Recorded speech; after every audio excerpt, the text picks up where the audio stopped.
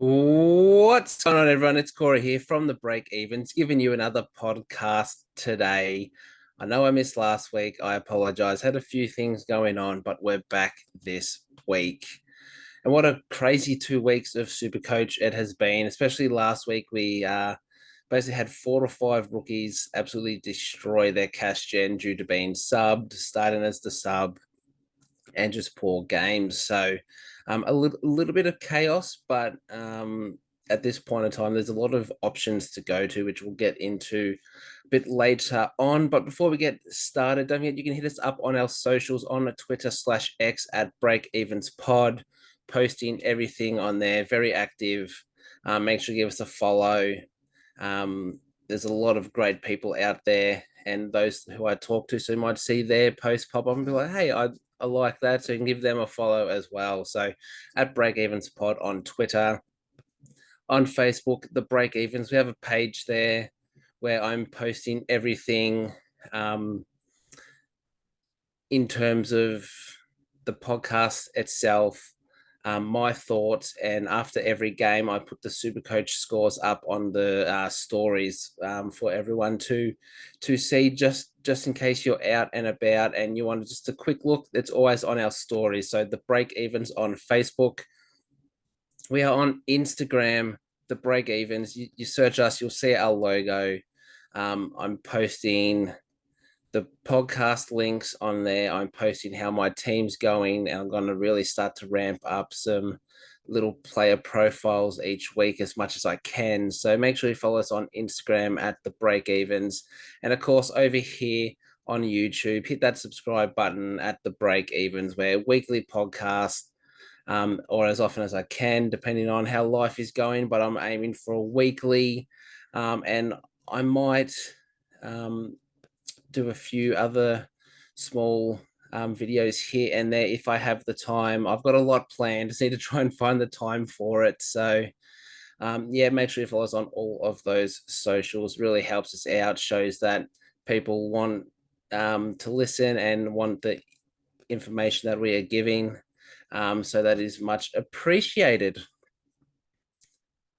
All right, intro's done. So let's get into how my team went in round 5. So this is how my team went for round 5. So 2011, I was pretty happy with that, especially after the slow start. I think, oh, great, I'm going to go sub 1900 here. But a few people towards the end on the Saturday and Sundays went off for me, which clawed back over 2011, which means I've jumped 4,646 ranks, and I'm now top 10k, 7,934. Pretty happy. I've seen a few green arrows, especially starting in, I think I was 30k after round 1, so I've clawed it back around 21k there. So pretty happy with everything there. Yeah, pretty happy with the green arrows, and hopefully I keep going and can climb my way into the top 1k. But let's see how the team went personally, and then I'll talk you through my potential trades for this week. So this is how the team went. We'll start in defense. So look, Ryan absolutely dominated, 145. He's the gift that keeps on giving. I know I've given a lot of slander in previous years, but I finally got him in my side, and he's doing amazingly. So very happy. Same with the Shees. Wish I started from him with the start, so I didn't have to waste a trade. But 130 average, 159 this week. Absolutely love to see it. I didn't have a bench option, so Dacos was on field, so I had one less potential score, but I mean it worked out for me anyway. D'Ambrosio 94, love that. Sammy Williams 92, and Closey, the absolute goat, 124, who I brought in last week. As we moved to the midfield, Bond was very disappointing. The dogs were disappointing. Sanders got bevoed. Everyone's getting bevoed. We are sick of being bevoed. Butters 130, very happy there. Tom Green 72, a down game, a couple down games in a row. Um, isn't too worrying, but hopefully he can bounce back this week. Took Miller 133. Love that. Still scored less than Steele, which was not ideal, but very happy otherwise. Sam Flanders playing off the halfback, 116. He is an absolute must if you do not have him, especially in our forward lines. Nick Barton, flat 100 after having a pretty poor game, but still crawled his way there. As I said, Sanders got bevoed 46. Hasn't completely destroyed his cash gen, but definitely slowed it. McKercher copped one in the ribs and was subbed out early on 6. And obviously Carroll and Wilson on the bench. Had the VC on gone, took the 138, very happy with that. And Tim English had an absolute stinker as well with a 58. I brought him in last week and he decided to have his worst game for probably 2-3 years. So unlucky there, but I still like the trade decision I made. Obviously, I wanted to loop Gorn, so I had Heaney as the vice captain. Tom Powell crawled his way to a 98 after being on 60 at 3/4 time. Had a good last quarter. 581, happy there. Harley Reid back-to-back tons, or he got a high 90 last week. I can't exactly remember, but he turned up this time, 108. Cadman 64, was happy with that. Same with Buku Kama 64, and obviously with Heaney on the field as captain, I loopholed Sam Darcy, who scored an 82 and looks to be an absolute beast. So what trades am I going to do? As you can see, I'm using a 4th boost. Probably a little bit unnecessarily, but I think it's time. Sorry, I think it's time. And 3 big names going out, which people will probably be a little bit worried about, but no need to fear. I've got a plan, so it's okay. So Sanders isn't an essential trade out, but his cash gen has slowed, and with Bevo, could start as a sub, could be subbed again. It's a little bit of a risk, and I've got Roberts there with Carroll and Wilson as backup, so I'm pretty happy with them still on the bench. Obviously, Roberts will be on field. McKercher, I think, is more likely a trade. To break even of 101, which I'll get into a little bit later. But lost 20k, and I think now the time to flip him is now for my side. And Nat 5 still has a little bit of money to be made. You could probably keep him for 1 to 2 more weeks, ideally. But I am chopping him this week. I just feel that he might be managed this week against West Coast, or even further. He'll be subbed out. So who am I going to bring in? Pretty simple. First one is Will Graham. Like Closey, this kid's looked good. He had a 60 odd in his first game, then a big 91. He's a tackling machine. With Flanders going in onto the half back, he seems to have that 4th mid role. Plenty of money for him to be made, and I'll go through his break even stuff a little bit later. Next, we're going to go to the forward line, and I'm going early on Biggie Neon when it pops up.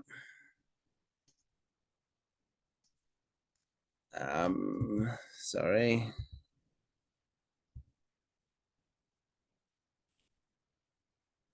There you go. I spelled it wrong. Biggie Neon. A lot of people are going to go Charlie Combin, and look, I think that's great. He's got a very low break even. I think it's negative 75 or something. So definitely going to make money. He's looked good. The only issues for me is one with Neon in. It seemed to have affected Comben's scoring output just a little bit. So instead of possibly going 90, he looks to go more like 70, 75. And at 227K, yes, he's going to make you 80K in the next 4 weeks. But for me personally, going Neon gets me that extra cash to go to the Primo who I'm about to bring in, gives me some leftover cash. And I think I can have the same output with a 70, 75 with Neon at 123K than, Combat at 227. So Neon's in. I wouldn't advise going early on him, but if you want to take that risk, definitely go for it. And the man coming in, the big primo, is Zach Merritt. I'll speak a couple times about Merritt, but basically in his next, I think it's nine or 10 games, he has 7 favorable fixtures. There's a Carlton and GWS in there, which aren't as favorable, but all the other teams, he plays West Coast twice in that period. He's got the likes of Hawthorn, I think North Melbourne. He scores well against Collingwood. He's got Adelaide this week, who he's gone, I think, about 130 over his last 3. So he's going to go absolutely big. So those are my trade-ins. A little bit risky with who I'm taking out and who I'm replacing with. But I'm here to make moves. It leaves me 149K for next week. So I'm pretty happy there. And this is how the team is most likely going to line up. As you can see, Bont into Merritt, pretty happy with those two. If I get not wet feet, cold feet on Bont, possibly a Sheasel or a Luke Ryan will be captain, and I'll vice captain Merritt. Just need to make that decision, but at the moment it's Bont into Merritt. Roberts on the field, Graham emergency. Pretty straightforward. I think Roberts outscores Graham. Anyway, gone out. I don't have any backup, unfortunately, but nothing I can really do. I'm happy to have that one less because it's best 18. So happy there. And I'm going to loophole Buku Karmas with Biggie Neon. So I think Cadman is more of a chance of outscoring Karmas. So Cadman stays on. And if Karmas goes well, Sexton will come on for Neon, and then I get his points. But if Karmas doesn't do well, I'll just leave Neon there. So that's how my team's lining up. Tell me what you think. Have I wasted a boost there with who I've taken out? But I'm personally happy with how the team's going. All right, now the team review is done. Let's get into all the nitty gritty. So first, I'm going to start with the top 5 scorers of round 5. Starting in coming in at number 1 was Jake Waterman. Big surprise, 176 Supercoach points, kicked 6 goals, absolutely dominated against the Tigers. And that was definitely not a name I thought anywhere near 176. So good on him. Next is Sammy Walsh, 166 in his first game, had 13 tackles, I'm pretty sure. So if you think, that's over 40 points there, close to 50 points there, just on tackles alone. So absolutely insane. Harry Sheasel, who was in my team, 159, just the absolute seagull. And with possibly McKercher out, could even seagull a bit more this week. Elliot Yeo, 157. Those who jumped or started with Yo were given an absolute trade of 157, back-to-back 130 pluses. He's looking good. He's looking fit. I'm just too scared to bring him in at this point. And the next one coming in number 5 is Noah Anderson with 155, going a bit under the radar. Seems to be that second midfielder. I think Took has gone to the third midfield spot with Real being number 1, but Anderson's killing it. We've seen him do this before. We know what he can do.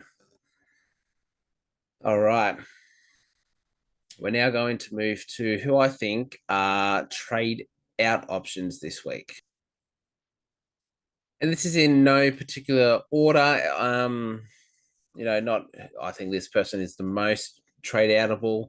No, all I've done is I've gone highest price to lowest price, nice and simple. So, first one is Luke Jackson, 561k ruck forward, has a break even 156, and he's projected to score 124 Supercoach points, which means if he hits that, he'll lose 14k. It's basically certain that Shrek Darcy will be back this week, which means Jackson will play a bit more forward, and I think that hurts his ceiling a lot and lowers that to maybe around 130, 140 at a max score, where we've seen him go 160 plus already this season. He is playing the Eagles though, so you could hold him for one more week, and then if you don't have Gorn, you can get Gorn straight off his bye, which I think would be the perfect trade there. But if not, you got English and Rowan Marshall there, who are definitely options. A few people last week said, why are you trading a top 6 forward? He's top 6. You're just going to have to trade him back in. Yes, I get that. But my strategy was get on his early scores, get his price rise up, and then I can flip him to English, who is a top 2 ruck this season. And Luke Jackson isn't going to be unreachable. He's never going to get 650 plus, especially with Darcy back. You can get in between 450, 550 anytime during the season. So it's an easy trade back at his bye or after his bye. It's just a trade for those who I said are looking for an English or Marshall this week.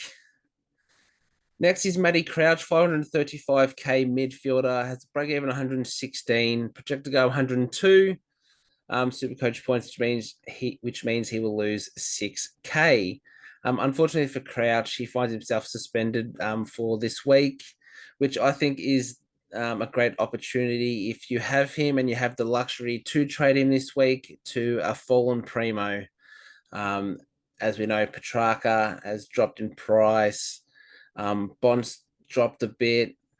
If you think Dawson's going to turn it around, those are just a few options there.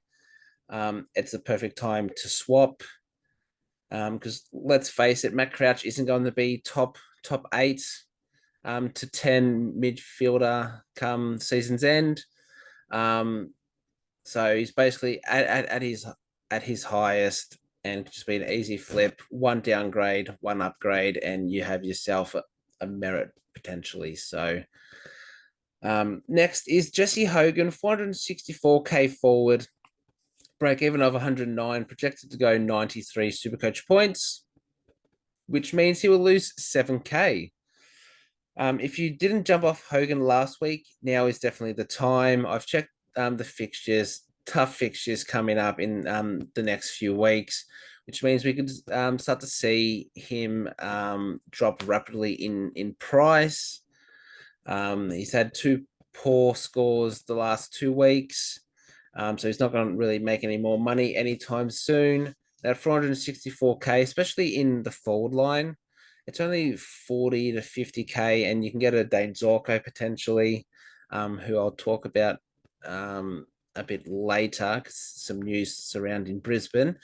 But I think definitely jump off Hogan now. If you have DPP, you could easily just put like a Wilson into your forward line. You can get a fallen primo there in your midfield. Next is Max King, 378k forward, a break even of 129, projected to go 70, which means if he does, he loses 27k. I didn't really understand why people jumped on the King pick. Yes, he started well and scored really well and had a very low break even. But not only is he a key forward, but it's Max King, and we've seen him drop absolute stinkers. And he scored 9 on the weekend, playing 3 quarters because he came off injured with a knee, which I've heard he's a chance to play this week anyway. So he's not going to lose or miss out on any games, it seems. But it's always a risk, and he's always going to score those low scores, which could lose you your matchups, and you could drop in rank because he's a pod pick. He lost 12k last week. I think you just need to jump off Max King now while you can.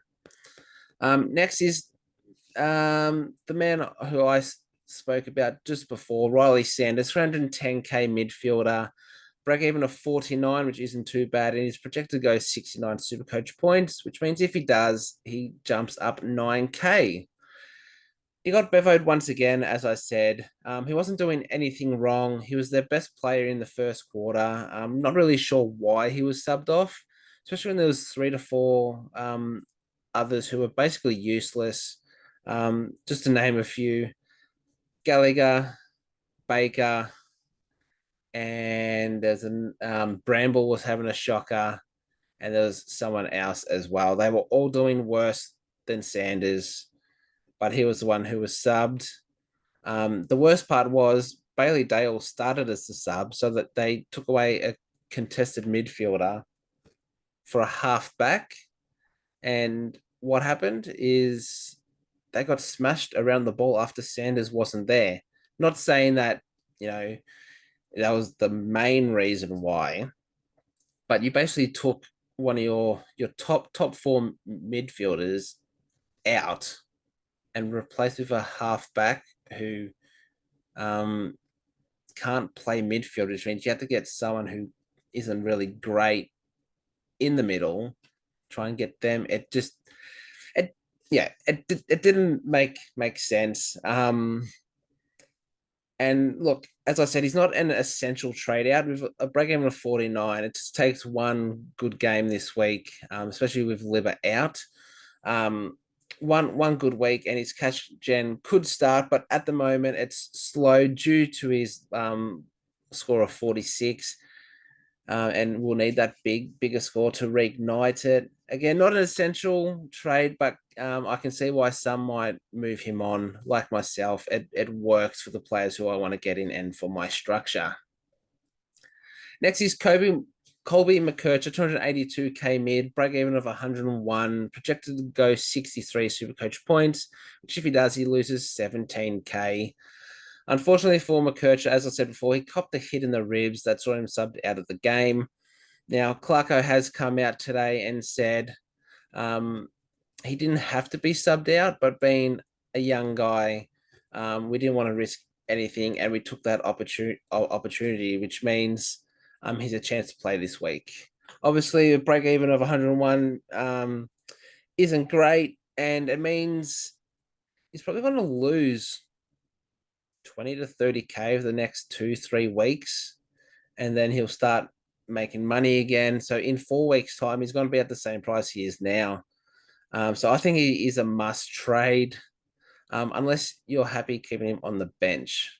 If you prefer to move a Clark or a Carroll instead, then definitely keep him on the bench. You could probably loophole him in best 18 for this week. So I would highly recommend moving him, but I can also see why people wouldn't want to move him on. So that's totally up to you and what you can do. But for me, he's a trade out. Next is Caleb Windsor, 251k mid forward, has a break even of 44, and he has the buy. For those that held on to Windsor, now is the perfect time to flip him for a rookie who's on the bubble. or a Charlie Comben, who is, what's that? It's 24K less. He has the buy, and his break even is pretty close to what he's averaging. I think it's about 10 points off what his average is, which means there isn't much money to be made. So it's probably best with his buy, cash out now, bank some dosh, and upgrade someone else where you can. It would make a lot of sense to trade him now. Next is Jack Carroll, 242K midfielder, has a break even of 46, projected to go 53, and that would mean he would jump 3K. Unfortunately, there was a late change last week in the Carlton side. Cherry was out with a hammy, which we have now learned today it's 1 to 2 week injury.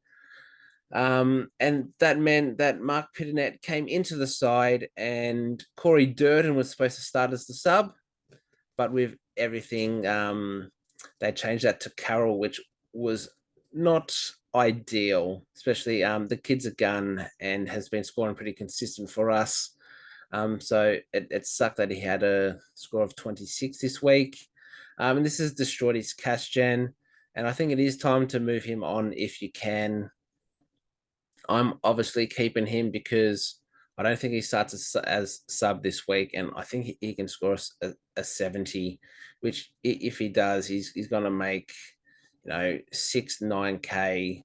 It'll be a bit of a slow burn, and then in a couple of weeks I can trade him out and bank some more dosh. But for those who can, Carroll is a trade out option. Unfortunately, this week. Next is Jai Clark, 183K mid, a break even of 74. He's projected to score 34 Supercoach points, which means he will lose 18K. He is a sub vest magnet and a major risk for our side. His break even is 40 points over his average. So it's time to move him on. It's a very easy decision.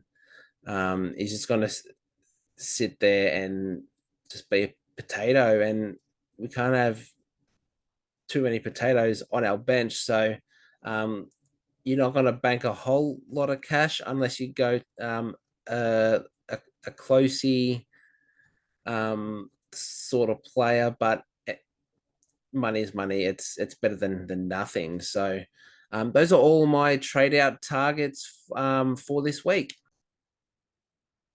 All right, next up is the Bubble Boys. There's only 2 Bubble Boys this week.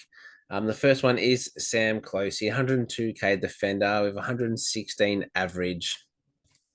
He's got a break even of negative 174, which is absolutely insane. He's projected to go 105, which if he does, he's going to jump roughly 105K. This kid has started on fire, playing on the attacking wing for the Suns. It's an absolute no-brainer at that price. And with that break even, if he scores that 105, I'm pretty sure it'll be close to a record this week. I think, was it Goulden jumped up?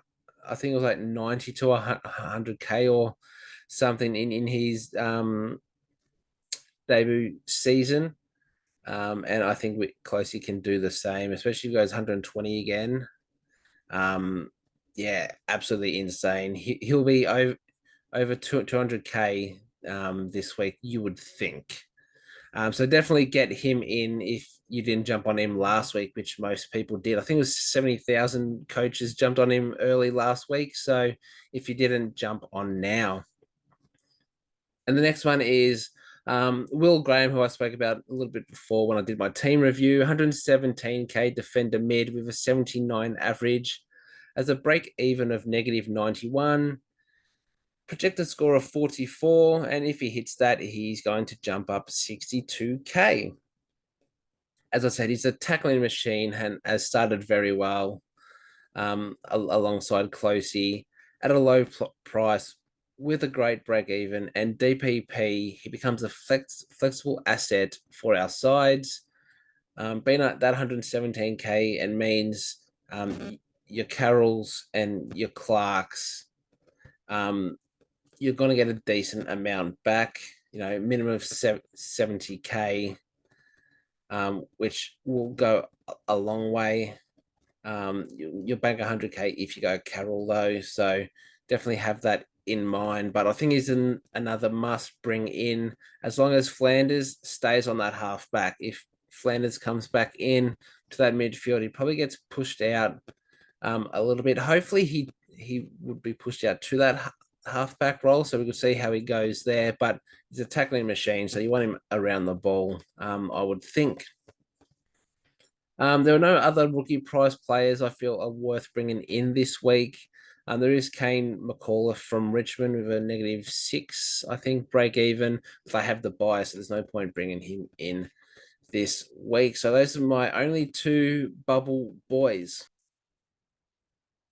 All right, next up, we have our trade targets, the players that we want to bring in. There's a few here. Again, I've just gone highest price to lowest price. So starting off is Zach Merritt, 666K midfielder, averaging 126. Has been amazingly consistent so far this season, and he looks to be the only Bombers midfielder that looks like he cares and he actually wants the ball. As I said, over the next 9 games, he has 7 favorable matchups, in my opinion, where he plays West Coast twice, which is a big one. He averages close to 130 against his next 2 teams. I believe that is Adelaide and Collingwood. And that's over their last 3 matchups.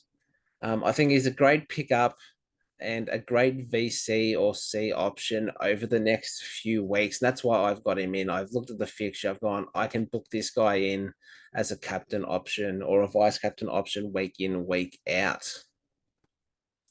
Next is Errol Goulden, 607K midfielder, averaging 107. Hasn't been the most consistent so far, but has had 3 big games. Fresh off of his bye, I think we will see a different Errol to what we saw post bye, and I think we could be picking him up at one of his cheapest prices. I think he still has a little bit to lose, unless he goes massive this week. So definitely, I think Goulden is a great trade-in target this week. He's gonna have his bye, and you can really try and push on and have a nice pod there. Next is Sammy Walsh, 576K midfielder with 166 average. It's first game for the season, and he was absolutely fantastic. He tore the game apart and had a massive 13 tackles. As I said a bit earlier, Chera was a laid out, and that could have been a factor for Walsh doing so well. But we know how good Walsh is, so I think it did contribute a little bit, but he was the guy for Carlton in that game. I probably wouldn't be going early on Walsh. I'd wait to see how he goes this week. Chera's 1 to 2 weeks away, so we won't see how he scores with Chera in, but hopefully he keeps up this momentum and is an easy trade-in target next week. It'll be very, very easy to get Walsh at 576K, so keep an eye on him this week. If you wanted to go early, as I said, I wouldn't advise it, but I'm going Biggie Neon, so you can go Sam Walsh, definitely. Next is Tom Stewart, 575K defender, averaging 104. Could possibly be at his lowest price, but he does have a break even of 142. So he could drop some money this week. The only thing is last time he played the Lions at the Gabba, he scored 152. So that's 10 points more than his break even. He's definitely an option this week, but I'm looking to get him next week. And I think it's smarter to get him next week. It'll be about 550-ish K next week if he doesn't go massive. So you can get him this week, definitely. But if you want him at his lowest, definitely next week. Nick Dacos, 566K defender mid, 106 average. He's fresh off of his bye, and he's probably at his lowest point. He's a great pickup for those that decided to fade Dacos early. Those who traded him out last week, I wouldn't be trading him back in this week. You'd probably have to wait up close to his buy, because then you've just wasted two trades in the space of 2 weeks and doesn't make much sense. He started playing off the halfback again. Fly's chucked him back there the last few games, which makes it easier for him to score because the ball's definitely always down there. He's always taking kickouts playing in that role. The only thing, it does affect his ceiling slightly, I think. I think he's more 140, 150 max off the halfback, where if he plays mid, I think he could push 170 plus. But I think off his buy, probably at his lowest, you could do much worse than Nick Dacos. Next is Mac Andrew, 304k defender, averaging 96. I don't think he's a must trade in by any means, but he's worth a mention in my opinion. 96 average looks good, and looks to be an intercepting defender, and he's intercepting everything at the moment. He's got a -20 break even, which means a 65 this week. We'll see him jump almost 40k. Again, I don't think he is a trade, but if you want to take a punt on a mid-pricer, he looks to be the man in defense at this point. But I would like to mention that Charlie Comben will get DPP after this week. So if you wanted a mid-price defender, you've got one in your forward line if you trade him in this week. Which, speaking of the devil, Charlie Comben's next, 227k forward, averaging 102. He's looked fantastic since making his way into the team, and someone I said last week that you could have picked up early. He's got 129 in that first week, and then a 75, which is great, and sees him with a -75 break even. A score of 76 will see him rise 70k this week. My only negative, as I said earlier, is Big in New York is playing this week. And I think he does hurt Comben scoring just a little, but he could definitely prove me wrong and go 90 plus again this week, but he has looked good. So if you want Charlie Comben, I would highly recommend it. But if you want that bit a little bit cheaper in that North defense, you've got Biggie Neon there, who again is my last trade in target, 123k forward, averaging 89. Again, it was only his first game this week, but he did look great. Similar to Comben, he looked to be intercepting, playing a little bit more that key defensive role, but he was spoiling everything. He was getting plenty of it. And in most cases, he was pretty good distributing the ball to his teammates, but he was definitely getting plenty of it in the defense.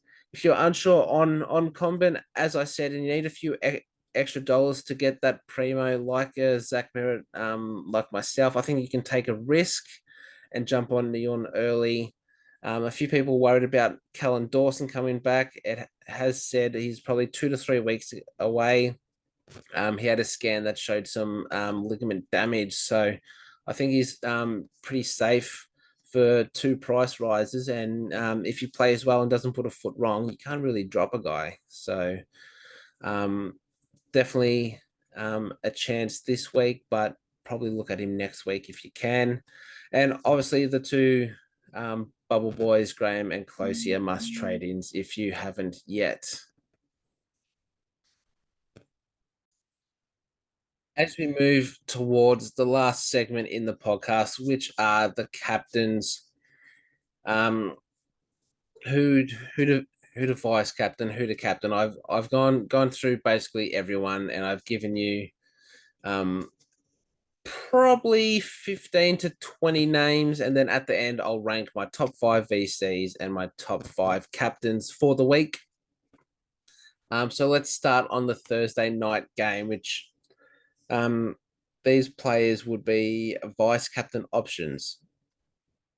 So the first one is Marcus Bontempelli, 125, 181, and 159 in his last 3 games against the Saints. You just know Bont will bounce back after what last week. It was pretty poor, and he's going to want to stand up and show his true colors. And that scoring history is very hard to ignore. So Bond is definitely an option there. Jack Steele, 96, 133, and 99 in his last three against the Dogs.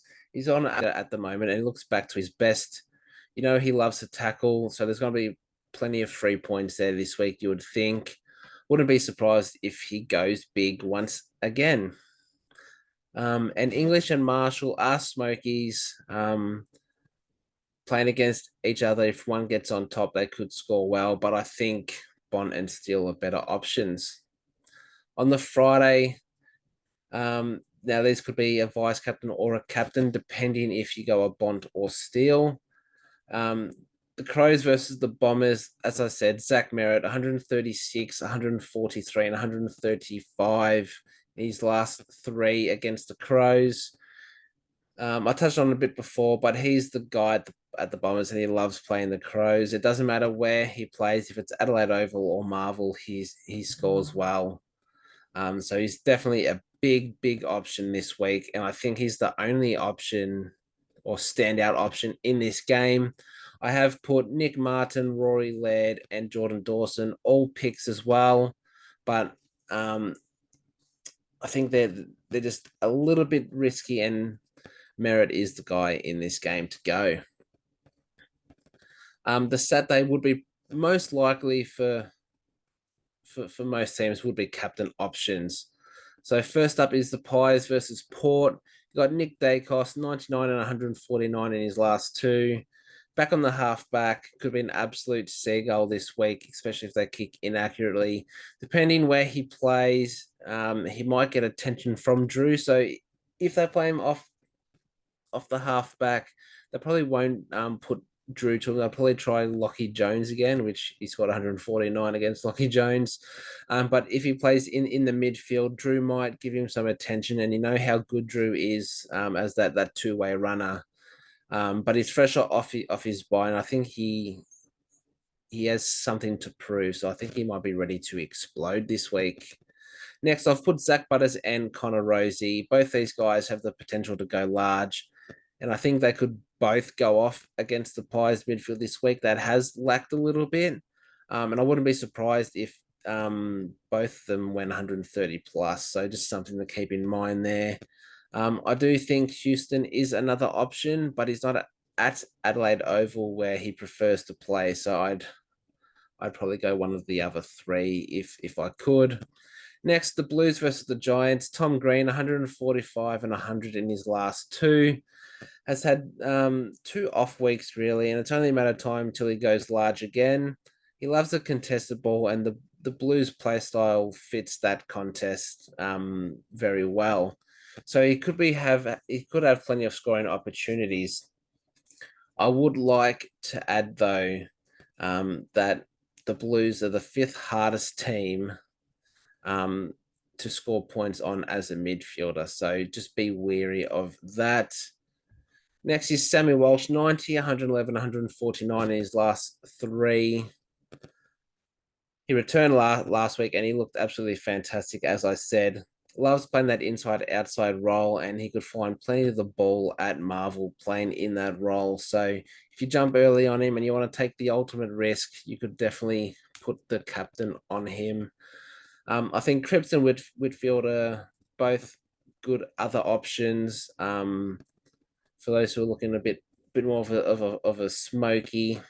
But I think Green and Walsh are probably the ones to go there. Lions versus the Cats. I've put both Lockie Neal and Josh Dunkley because they both have the potential to score well at any moment. It's very hard to choose between the two. It's basically flip a coin. I do think Neal is slightly better just because his record against the Cats recently has been better and a little bit up on Dunkley's, but they're both exceptional players and could both really score well. And then you got Tommy Stewart, 152 in his last game at the Gabba. As stated, the 152 absolutely massive, and it's pretty hard to ignore. Before that, though, the record hasn't been great. So was that 152 a one-off? did Brisbane have a poor game? They'll just kicking it to Stewart. Who knows? But with his role, it's very easy for Stewart to score and to get off the chain. So keep an eye on him. It is a little bit more of a risky pick, but you know how good his ceiling could be. And Dane Zorko, he's the smokiest of options this week. And if you jumped on him a few weeks ago, when I said that he could be a possible target playing on that halfback role, you could take the ultimate risk this week and put a VC or a C on him. I did say I did have some Brisbane news. So Zach Bailey's out for 6 to 8 weeks with an injury, which means they're going to have to shape and change a few things around potentially. So their options are either Zorko or Cam Rayner plays a bit more forward role, which if you're going for Zorko, it's not great. Or they could just bring Lyons back in. He comes straight in, and then everything stays the same. I'm hoping for the Zorko owners that the latter is what happens, but just be really, really careful and look at the teams, see who's in, and then make a decision there. But if he's playing that halfback role, I think he could score very well this week. The Eagles versus the Dockers. Luke Ryan up first. Hasn't got a great record recently against the Eagles, but we all know how bad the Eagles are, and Ryan is the gift that keeps on giving and could go big once again. 145 last week. He looked out of it at halftime, but then had a massive third and fourth quarter. So he just scores points for fun whenever he wants. Next is Caleb Sarong, 97 and 146 in his last two. We know Sarong is a beast, and against the Eagles, he got absolutely enormous. They leak midfield points, and I really like the Sarong pick this week as captain, and wouldn't be surprised if we see a 150 plus. I've put Luke Jackson and Sean Darcy in here. We know how depleted the Eagles' ruck line is, so either of these guys could go massive. It just depends which one. Most have Luke Jackson anyway in their forward line or in their rucks. We know he's going to play a bit more forward, but he could still score very well. Maybe they manage Shrek Darcy a little bit, and he does play a bit more ruck time. It is a risk, but definitely one that you could take. On the Sunday, these are more captain options. The Swans versus the Suns. You got Isaac Heaney. He's fresh off his bye. He's averaging 144. It's very hard to look past him. Had the week to recover, and will be looking to continue his form from early on in the season. I did have Parker potentially back, but he's been listed as 1 week away, so that's even better for Heaney. It'll be interesting to see how Heaney goes when Parker is back, but he's not back this week, so could be a big captain option. The other one is the GOAT, Matty Rowell, 119 and 119 in his last two, so both 119s. The GOAT has started on fire and is just doing his usual GOAT things. It'll be a great contested battle. 2 big midfields, young guys coming through. We could see plenty of points, and Matt Rowell is just scoring points for fun. I've got Goulden, Miller, Anderson, and Flanders, all great other options this week, but I'm probably more confident on the other two. A big one on Anderson, though. He's going under the radar, and I think he could score really well this week. And the last game is North versus the Hawks. Harry Sheasel, 102 and 120 in his last two. Has the ball on the string at the moment, and you can't stop him. With McKercher potentially out, he could see more of the ball, which would be insane. The only issue is, does Finn McGuinness go to the Shees and tag him, and can Sheasel deal with that tag? That will be interesting in my opinion there. And the last one, I've got Sicily and LDU. Both have the potential to go big in games like these. They haven't had the greatest outputs this season and in recent games, but it only takes one game and they could absolutely explode. So um, those are smoky options in this game, but I would probably go Sheasel. And before we finish up, I'll give you my top five VC and top five captain options for this week. So we'll start off with the top five VCs.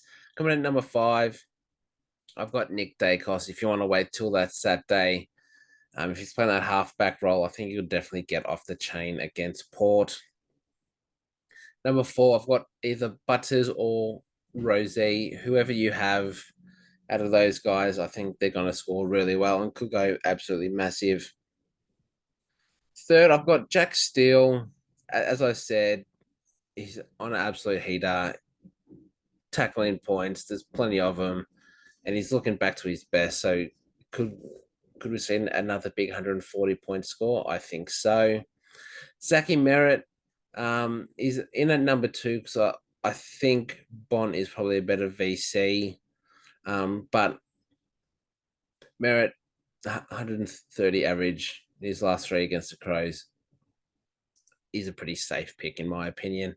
And I've got the Bond against the Saints. Saints are a bit of a hard team to score against, but I think he's got that drive and motivation this week to bounce back. So I'm expecting a big score out of him. So just to recap, top five VCs going 5-1 is Nick Dacos, Butters or Rosie, Jack Steele, Zach Merritt, or Marcus Bontempelli. And my top five captains for this week, coming in at number five, I've got Tom Green. Yes, Carlton are a hard side to score against as a midfielder, but I think he's looking to bounce back similar to Bont. I've got the Sheasel against the Hawks, could absolutely go off the chain and could see another 150 score. Got Isaac Heaney in at number three against the Suns. It's a bit of a tough matchup, but it's hard to bet against this guy. He's averaging 144, and it's absolutely torn up midfields this season. Number two is Caleb Sarong. As I said, I really like this guy as a pick this week. Could definitely go off off the chain, and I think we could say 160 here in all honesty. And number one is Zach Merritt. It's a safe pick. There's a good chance he's going 140 plus. If the Bond doesn't work, you've got Merritt there, and I'd be pretty happy, and I'm expecting a decent captain score this week from Zach Merritt. And that's all we've got time for today in for today's podcast. A lot to go through, a lot of information, but I love doing this stuff. I love research, and I love giving you the information as much as I can. Hopefully it's helpful. If you agree, that's great. If you don't agree, that's also great. I'm just giving you my thoughts. I'm doing a bit of research to try and help you all out. So hopefully it's been helpful. If not, I'll try again next week. I'll try even harder. So thank you all for watching. Don't forget, you can hit us up on our socials on Twitter/X at Breakevens Pod, on Facebook, The Breakevens, same on Instagram, The Breakevens, and over here on YouTube at The Breakevens. So make sure you like, follow, subscribe, whatever it is for that platform, to keep up to date with all the content and information regarding Supercoach. Thank you all again. And until next time, it's bye for now.